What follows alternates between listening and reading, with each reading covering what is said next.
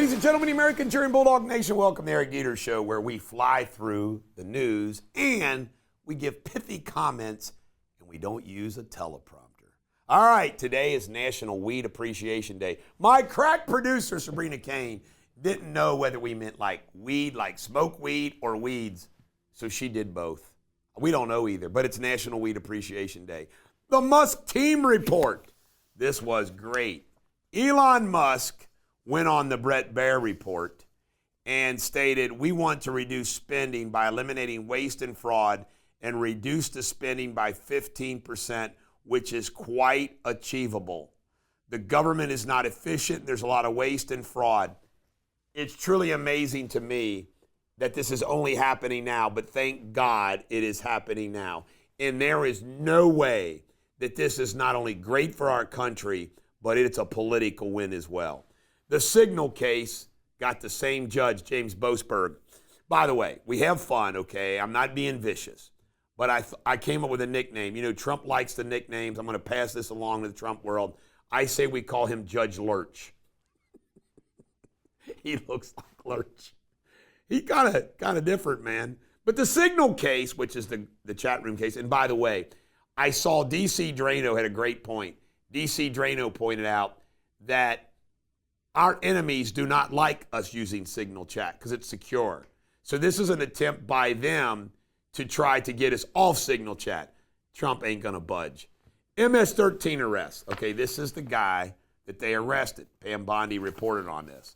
Henry Jose Felito Santos, leader on the U.S. East Coast, top 3 member, 24 years old, was recruited in middle school. How scary is that? Alex Jones and his wife Erica, with a K, Wolf, are getting divorced. Apparently the records was sealed. At first I thought maybe this was kind of a financial move, you know, to kind of help him. It still might be because he's got financial problems.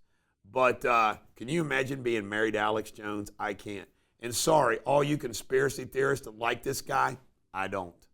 Susie Wiles, who runs the show for Trump as his chief of staff, ran his campaign with Chris Khalifa, is an amazing woman. If you didn't know this, she was Pat Summercamp, the great announcer for the Dallas Cowboys. This was his daughter. But anyway, Susie Wiles does an interview this weekend with Lara Trump talking about how the assassination and all the lawfare changed Trump, and that her job is to make the trains run on time, which she does. She's a no-nonsense person. I've been blessed to have some communications with her, and she does a great job. So she stepped out from behind the curtain a little bit to do an interview. She did very well. Mask reporter. Trump made a comment to a reporter who had a mask on her. Are you comfortable? I love it.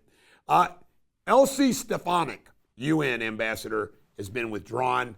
And the reason why it's been withdrawn is because they can't afford losing anybody else in the House right now. Mike Lee has sent up a resolution to get rid of the TSA. Never understood why we needed a TSA.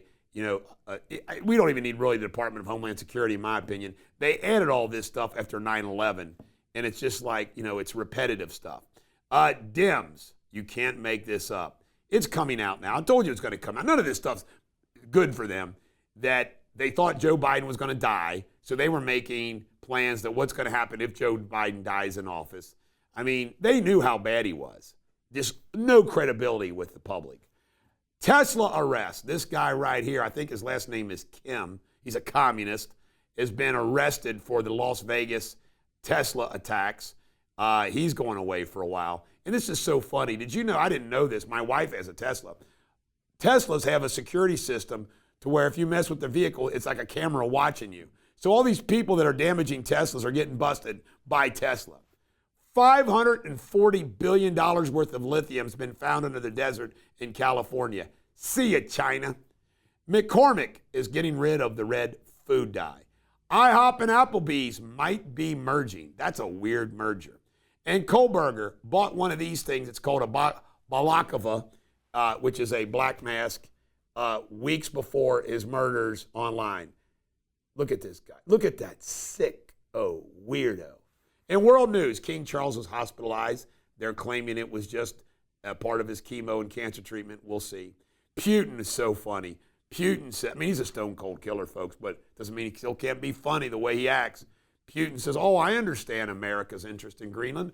Historically, they've always. He basically makes the case for Trump in Greenland. You think that's on purpose? Putin, he's something else. In pop culture, Sydney Sweeney has called off her engagement to be married. Let's face it, she's the most sought after bombshell actress in Hollywood right now. I mean, you know, she's A-list, AA, AAA. So apparently, I'm sure that affected that relationship. Bobby Sherman, the teen heartthrob from the 60s, has been diagnosed with cancer. We wish him all the best. In Sports Without Boundaries, got some good stuff to report here. Texas Tech beat Arkansas 85-83 in overtime. And as usual, John Calipari blew it at the end by not calling a timeout and setting up a play. BYU 88, Bama 113. Mark Sears and the Bama 25 threes. Arizona 93, Duke 100. Maryland 71, Florida, 87. Ole Miss plays Michigan State. Kentucky plays Tennessee. Michigan and Auburn. Purdue and Houston all today.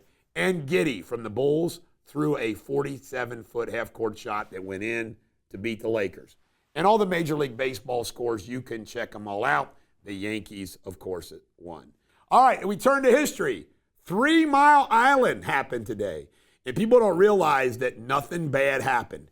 We've never had a nuclear power plant catastrophe in the United States, ever. Shakespeare insult of the day, do not be a pinch-spotted, odious bandog. Don't be a pinch-spotted, odious bandog. Do you know anybody who's a pinch-spotted, odious bandog? I do. Rick Perodsky's a pinch-spotted, odious bandog. This is the Bulldog. Every dog has their day. Go Wildcats.